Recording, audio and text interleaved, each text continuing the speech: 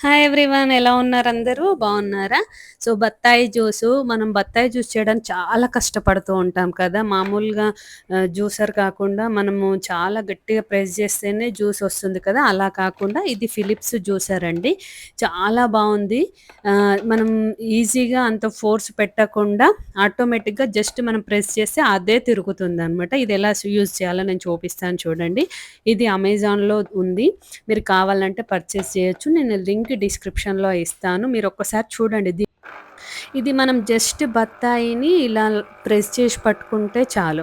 అదే తిరుగుతుందనమాట. మనం నార్మల్‌గా బయటి జ్యూసర్ అయితే ఎలా ఉంటుంది, జస్ట్ ఇలా ప్రెస్ చేయడమే కాదు, మనం తిప్పాలనమాట. తిప్పితేనే మన హ్యాండ్‌కి ప్రెషర్ పడుతుంది. అప్పుడే జ్యూస్ వస్తుంది. అది కూడా కంప్లీట్ జ్యూస్ రాదు.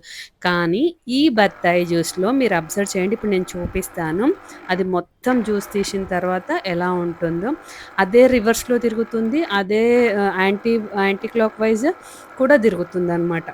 మీరు చూడండి, నేను చూపిస్తాను. ఇప్పుడు దానిది చూడండి. కొంచెం గూడా పల్ప్ లేకుండా రసమంతా వస్తుంది. మనకెక్కువ స్ట్రెయిన్ లేకుండా జ్యూస్ అనేది ఈజీగా ఉంటుంది. ఇది పవర్‌తోనే రన్ అవుతుంది. మనం ప్లగ్ ఆన్ చేసేసి జస్ట్ దాని మీద ప్రెస్ చేస్తే జ్యూస్ అంతా వస్తుందనమాట. ఇది చాలా ఈజీగా ఉంది. సో, నాకు బత్తాయిలు అంటేనే భయమనమాట తీసుకురావాలంటే. అది జ్యూస్ తీయడమో, లేకపోతే అది తొక్క తీసి తినాలంటే కూడా పిల్లలు అస్సలు తినరు. మనకైనా తినాలనిపించదు.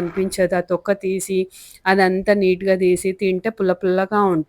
అస్సలు నచ్చదు. నేనేం చేస్తానంటే బత్తాయిలతో పాటు ఇలా ఆరెంజెస్ కూడా కలిపి జ్యూస్ చేస్తాను. అప్పుడు ఆరెంజెస్ స్వీట్‌గా ఉంటుంది. బత్తాయిలు పుల్లగున్నా గూడా ఈ స్వీటు, ఆ పులుపు 2 మిక్స్ అయ్యి మనం ఇంకా షుగర్ ఏసుకోకుండానే జ్యూస్ చాలా బావుంటుంది. ఇది ప్రెగ్నెంట్ లేడీస్‌కైతే ఇంకా చాలా యూజ్ అవుతదనిపిస్తది నాకు. ఎందుకంటే ప్రెగ్నెంట్ లేడీస్ బత్తాయి జ్యూస్ తాగడం వల్ల చాలా చాలా మంచిది. ఇదైతే నేను పాటించాను కాబట్టి మీకు చెప్తున్నాను. ప్రెగ్నెంట్ లేడీస్ ఖచ్చితంగా ఇది పర్చేస్ చేయండి. అది వాళ్ళు కాకుండా ఇప్పుడు పిల్లలు నార్మల్‌గా స్కూల్ నుంచి వచ్చిన తర్వాత వాళ్ళకు ఫ్రూట్స్ తినమంటే తినరు. ఇంకెంతసేపు యాపిల్, వాటర్ మిలన్ ఇలాంటివే తినకుండా వాళ్ళకి సి విటమిన్ కూడా కావాలి. ఈ బత్తాయిలో సి విటమిన్ ఉంటుంది కాబట్టి ఇలా జ్యూస్ చేసిస్తే వాళ్ళు హ్యాపీగా తాగుతారు.